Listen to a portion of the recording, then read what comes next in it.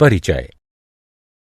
छात्रों, क्या आप जानते हैं कि पूर्णांक क्या है? एक पूर्ण संख्या जो धनात्मक, ऋणात्मक या शून्य हो सकती है। सही। और पूर्ण संख्या क्या होती है? संख्याओं का वही समुच्चय जिसमें शून्य और सभी प्राकृतिक संख्याएं हों। बहुत अच्छे। आज हम वास्तविक संख्याओं के बारे में पढ़ेंगे।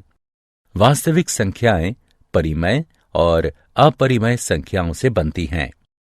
वास्तविक संख्या पद्धति के कई उपसमुच्चय पूर्णांक, प्राकृतिक संख्या या पूर्ण संख्या होते हैं। आइए वास्तविक संख्याओं के बारे में विस्तार से अध्ययन करें। उद्देश्य। इस पाठ के अंत में आप निम्न करने में सक्षम हो जाएंगे। यूक्लिड की विभाजन प्रमेयिका को बताना, अंकगणित को आधारभूत प्रमेय को समझाना, अभाज्य गुणनखंडन विधि से प्रश्नों को हल करना। यूक्लिड विभाजन प्रमेयिका।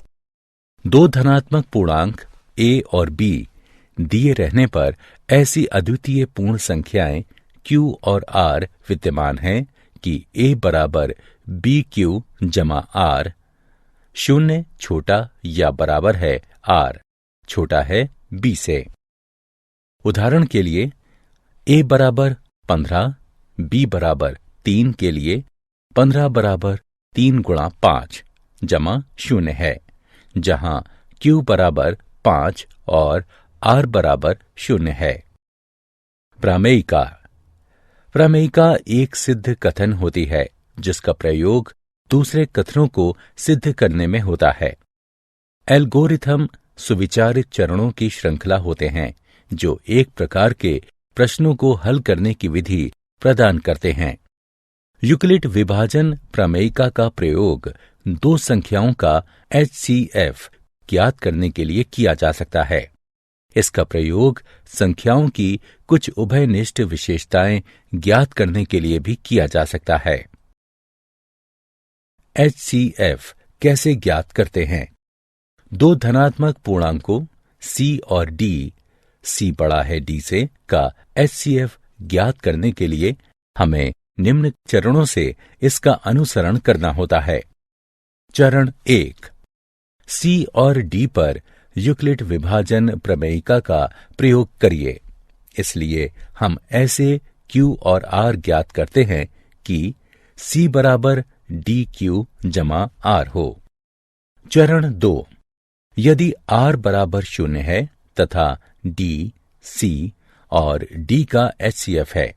यदि R शून्य के बराबर नहीं है तो D और R पर विभाजन प्रमेयिका का प्रयोग कीजिए। चरण 3।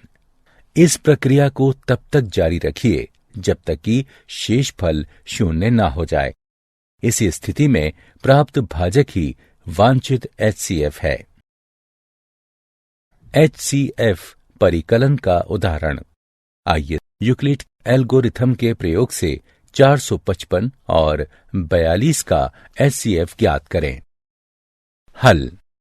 चूंकि 455 बड़ा है 42 से, इसलिए हम 455 बराबर 42 गुणे 10 जमा 35 प्राप्त करने के लिए 455 और 42 पर यूक्लिड की विभाजन प्रमेयिका का प्रयोग करते हैं।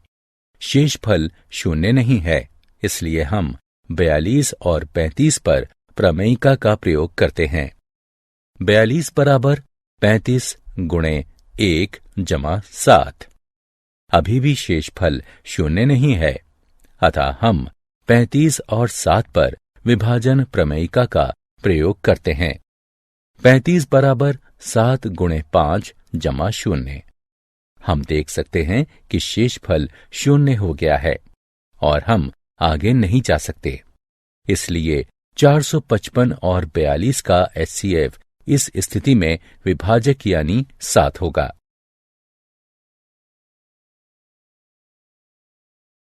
यूक्लिड के प्रमेय का उदाहरण।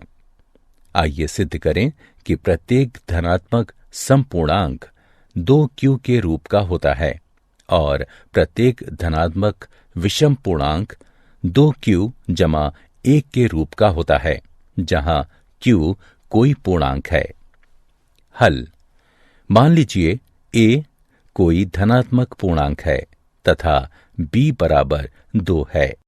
तब यूक्लिड विभाजन एल्गोरिथम से ऐसे पूर्णांक q और r हैं इस तरह से कि a बराबर 2q जमा r, जहां 0 छोटा या बराबर है, r छोटा है 2 से।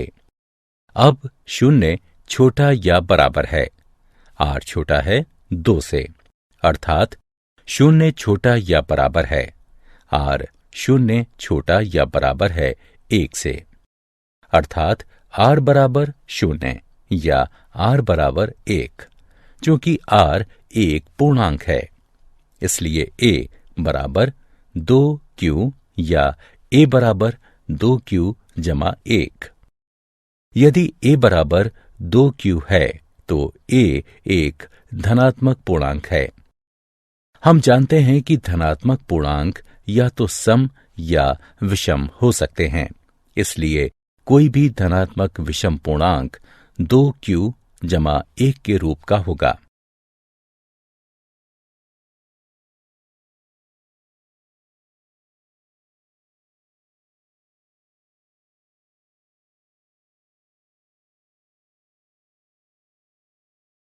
अंकगणित की आधारभूत सिद्धांत।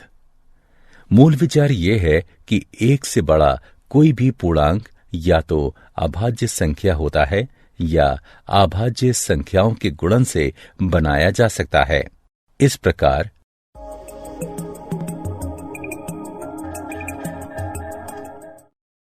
आइए परिभाषा से शुरू करें। 1 से बड़ा कोई भी पूर्णांक या तो अभाज्य संख्या होता है या अभाज्य संख्याओं के अद्वितीय गुणनफल या क्रम को नजरअंदाज करते हुए उसके रूप में लिखा जा सकता है। इन संख्याओं को देखिए। 2 अभाज्य है, 3 अभाज्य है, 4 2 गुणा 2 है, 5 अभाज्य है, 6 2 गुणा 3 है, 7 अभाज्य है, 8 2 गुणा 2 गुणा 2 है, 9 3 गुणा 3 है, 10 2 गुणा 5 है, 11 अभाज्य है, इत्यादि।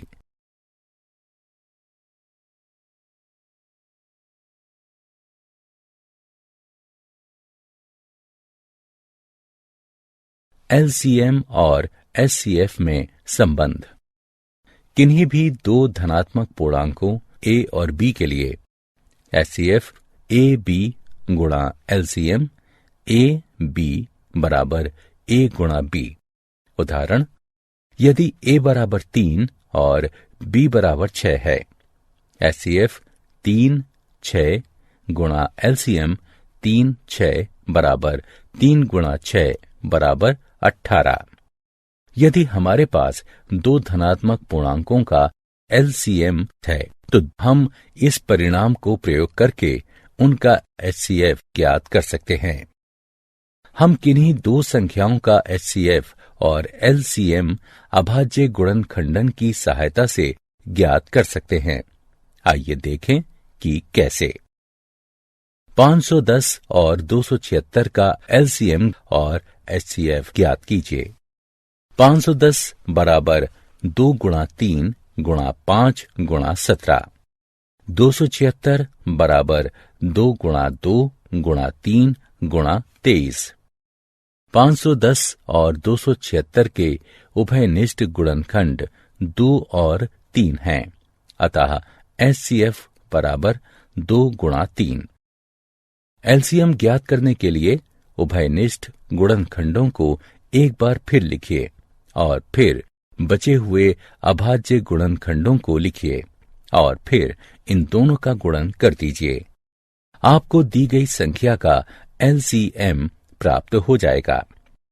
510 बराबर 2 गुणा 3 गुणा 5 गुणे 17। 276 बराबर 2 गुणा 2 गुणा 3 गुणा 23। उभयनिष्ठ गुणनखंड 2 और 3 हैं और 510 के बचे हुए अभाज्य गुणनखंड 5 गुणा 17 है तथा 276 के बचे हुए अभाज्य गुणनखंड 2 गुणा 23 है। अतः 510 और 276 का एलसीएम है बराबर 2 गुणा 3 गुणा 5 गुणा 17 गुणा 2 गुणा 23 बराबर 23,460। आइए देखें कि एलसीएम और एचसीएफ के गुणनफल और स्वयं उन संख्याओं के गुणनफल में क्या संबंध है। ऊपर के उदाहरण में संख्याओं का गुणनफल बराबर 510 गुणे 276 बराबर 1,40,760। एचसीएफ और एलसीएम का गुणनफल बराबर 23,460 गुणा 6 बराबर 1,40,760। अतः एचसीएफ और एलसीएम का गुणनफल बराबर संख्याओं का गुणनफल दो संख्याओं ए और बी के लिए एचसीएफ ए बी गुणे एलसीएम ए बी बराबर ए गुणा बी। उदाहरण, दो संख्याओं का एलसीएम 126 है।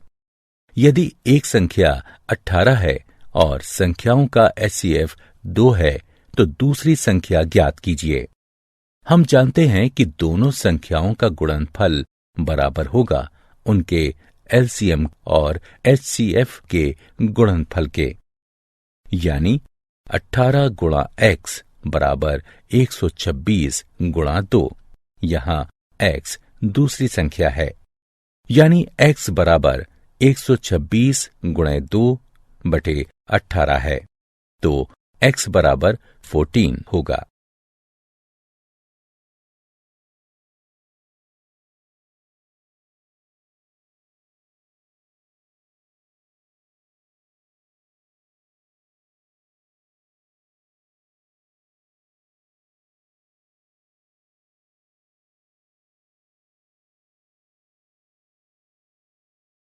अंकगणित की आधारभूत प्रमेय का उदाहरण दिया है। 306 और 657 का एचसीएफ बराबर है 9 के, तो इनका एलसीएम ज्ञात कीजिए।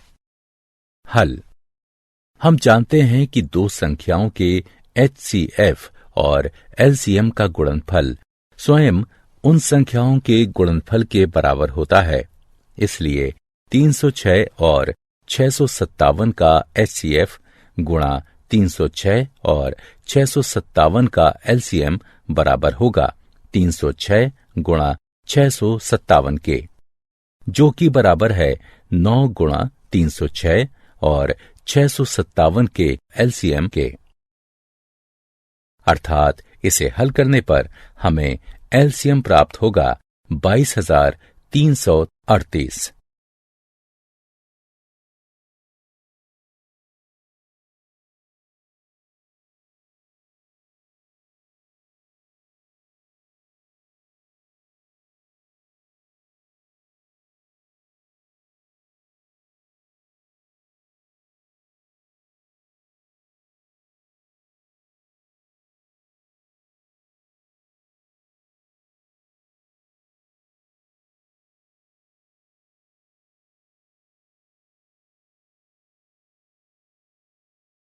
क्या आप जानते हैं 17वीं शताब्दी में सर्वप्रथम डेकार्टे ने बहुपदों के मूल को व्यक्त करने के लिए रियल शब्द का प्रयोग किया और उन्हें इमेजिनरी संख्याओं से अलग किया। कार्ल फ्रेडरिक गॉस को प्रायः गणितज्ञों का राजकुमार कहा जाता है तथा उनका नाम आर्किमिडीज और न्यूटन के साथ सर्वकालिक महानतम गणितज्ञों में लिया जाता है। उनका गणित और विज्ञान दोनों में मौलिक योगदान है। सारांश, आइए हमने जो कुछ सीखा है उसे संक्षेप में दोहराएं। यूक्लिड विभाजन प्रमेय का दो धनात्मक पूर्णांक a और b दिए रहने पर ऐसी अद्वितीय पूर्ण संख्याएं q और r विद्यमान है कि A बराबर BQ जमा R, जहां शून्य छोटा या बराबर है R से और B R से बड़ा है।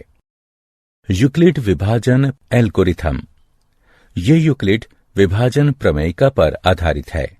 इसके अनुसार किन्हीं दो धनात्मक पूर्णांकों A और B, जहां B बड़ा है A से, इसका HCF निम्न प्रकार ज्ञात किया जा सकता है। चरण 1, विभाजन प्रमेयिका का प्रयोग करके Q और R ज्ञात कीजिए, जहां A बराबर BQ जमा R, शून्य छोटा या बराबर है, R छोटा है B से। चरण 2, यदि R बराबर शून्य है तो HCF B है। यदि R बराबर नहीं है शून्य के तो B और R पर यूक्लिड प्रमेयिका का प्रयोग कीजिए।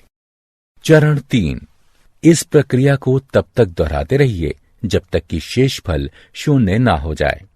इस स्थिति में भाजक ही HCF AB होगा। साथ ही HCF AB बराबर HCF BR। अंकगणित की आधारभूत प्रमेय। प्रत्येक भाज्य संख्या को अभाज्य संख्याओं के एक गुणनफल के रूप में व्यक्त किया जा सकता है तथा यह गुणनखंडन अभाज्य गुणनखंडों के आने वाले क्रम के बिना अद्वितीय होता है।